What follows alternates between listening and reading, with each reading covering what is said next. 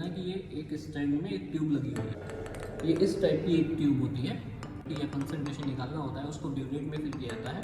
देखना है कि ये एक स्टैंड में एक ट्यूब लगी हुई है। Volumetric flask Titration flask. Okay, very welcome to all of you.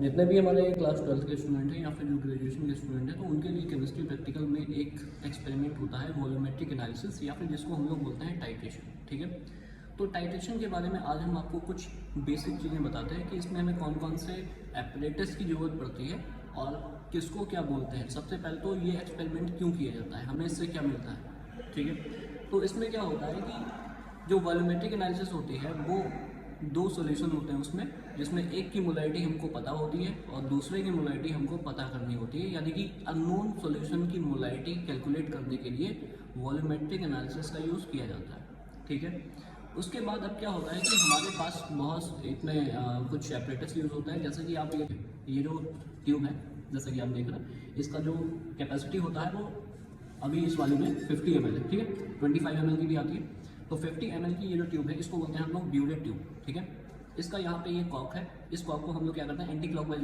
Rotate करेंगे तो ये ओपन हो जाएगा, अदरवाइज क्लोज हो जाएगा। ठीक है, ये ब्यूरेट स्टैंड है। उसके बाद इसमें कुछ और एपरेटस की भी जरूरत पड़ती है। जैसे कि हमारे पास ये इस टाइप की एक ट्यूब होती है। इसका जो वॉल्यूम होता है वो 10 ml भी होता है, 20 ml भी होता है, 25 ml भी होता है, जो कि अपनी स्ट्रेंथ के अकॉर्डिंग है। तो आप कोई सा भी यूज़ कर सकते हैं। अभी जो मेरे पास है वो 20 ml है। अब इसको क्या बोलते हैं, इसको हम लोग बोलते हैं पिपेट। ठीक है, अब इसका यूज़ क्या होता है, इसमें क्या होता है, पहले तो मैं आपको एपरेटस बता देता हूँ, उसके बाद मैं आपको कुछ यूज़ भी बताऊँगा। उसके बाद में हमारे पास एक और एपरेटस होता है,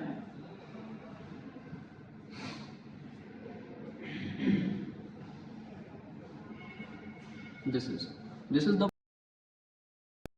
जिस भी सॉल्यूशन, अब हमारे पास दो सॉल्यूशन होते हैं। ओके, अगर हमारे पास जिस सॉल्यूशन की मोलारिटी हमको कैलकुलेट करनी होती है उस सॉल्यूशन को हम इसमें रखते हैं। मतलब जिस सॉल्यूशन की हमें मोलारिटी या कंसंट्रेशन निकालना होता है उसको ब्यूरेट में फिल किया जाता है, और जिस सॉल्यूशन की मोलारिटी हमको पता होती है उसको हम एक फिक्स्ड अमाउंट में 10 ml, 20 ml, 25 ml के अमाउंट में यहाँ टाइट्रेशन फ्लास्क में ऐड कर देते हैं। ठीक है, ओके, तो इस तरीके से ये जो फ्लास्क है इसको हम लोग बोलते हैं टाइट्रेशन फ्लास्क, और इसका यूज़ हम लोग उस सॉल्यूशन को लेने में करते हैं जिसकी मोलारिटी हमको पता होती है। ठीक है, उसके बाद कुछ और भी यहाँ पे यूज़ होते हैं। जैसे कि आप एक एपरेटस ये होता है जिसको हम लोग क्या बोलते हैं, वॉल्यूमेट्रिक फ्लास्क। वॉल्यूमेट्रिक फ्लास्क क्यों बोलते हैं, जैसे यहाँ पे जब आप देखेंगे इसको तो यहाँ पे एक मार्क लगा हुआ दिखाई देगा।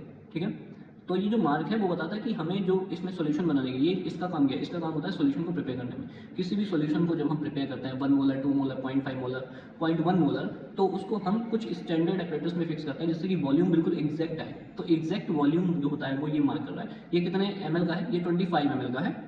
25 ml का ये वॉल्यूमेट्रिक फ्लास्क है। ऐसे ही 500 ml का भी आता है, 1 लीटर का भी आता है, 100 ml का भी आता है। तो इसमें क्या होता है कि अगर हम इस वाले सॉल्यूशन में एक वॉल्यूम बनाते हैं तो वो फिक्स्ड होता है, उसमें 1 ड्रॉप 2 ड्रॉप का भी डिफरेंस नहीं आता है। एग्जैक्ट वही वॉल्यूम हमको देने को मिलता है जो वॉल्यूम हमको चाहिए। ठीक है, तो इस तरीके से हम लोगों ने क्या किया है कि जो वॉल्यूमेट्रिक फ्लास्क, जो हमारा वॉल्यूमेट्रिक टाइट्रेशन है, उसमें कौन कौन से एक्सपेरिमेंट, मतलब कौन कौन से एपरेटस चाहिए वो हम लोगों ने देख लिए। ठीक है, पिपेट चाहिए। पिपेट का रोल क्या होता है, एक बात और बता दूँ कि पिपेट का जो रोल होता है इसमें जब हम सॉल्यूशन ट्रांसफर करते हैं 10 ml, 20 ml, तो वो इस पिपेट से करते हैं। इस पिपेट का यूज ही यही है कि एग्जैक्ट 10 ml या फिर 20 ml इस टाइट्रेशन फ्लास्क में जाना चाहिए, क्योंकि केमिकल रिएक्शन में 1 ml या 2 ml, 1 ड्रॉप 2 ड्रॉप से भी बहुत ज़्यादा रीडिंग में डिफरेंस आ जाता है। तो एग्जैक्ट जो मार्क होता है, यहाँ पे भी एक मार्क होता है, इस मार्क पर हम लोग फिल करते हैं और उसको हम फिर टाइट्रेशन फ्लास्क में ट्रांसफर करते हैं। तो इसका यूज़ सॉल्यूशन को ट्रांसफर करने में करते हैं। कौन सा सॉल्यूशन ट्रांसफर करेंगे, जिसकी मोलारिटी पता होगी, और जिसकी मोलारिटी नहीं पता होगी वो सॉल्यूशन हमारा ब्यूरेट में होता है। ठीक है, तो इस तरीके से हम लोगों ने जो टाइट्रेशन होता है, तो टाइट्रेशन का बेसिक क्या होता है वो मैंने आपको बताया। ओके, आई होप आपको टाइट्रेशन के बारे में समझ में आया कि टाइट्रेशन का यूज होता है वो दो सॉल्यूशन के केस में करते हैं, तब करेंगे अगर एक सॉल्यूशन की मोलारिटी हमको पता है, एक की नहीं पता है, then we can use the titration method to find out the molarity और the concentration of any unknown solution.